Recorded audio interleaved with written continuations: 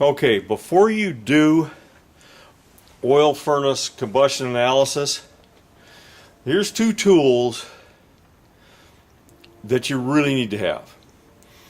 The one on the right is a combustion analyzer.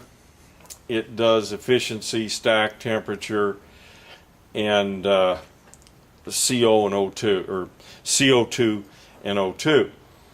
The one on the left is a monoxer. It just finds out how much carbon monoxide is in the vent gas. If you're not using tools similar to this, now I'm not saying you should buy field piece, I'm just saying you need combustion analysis to do oil furnaces. If you don't have combustion analysis and you're doing oil furnaces, there's no way you're going to get the efficiency out of the burn. And oil's pretty expensive now, guys. You can't just say, well, what the heck. You need the tools to do the job. You know, a back rack makes these things, UEI makes them, everybody and his dog makes these silly things.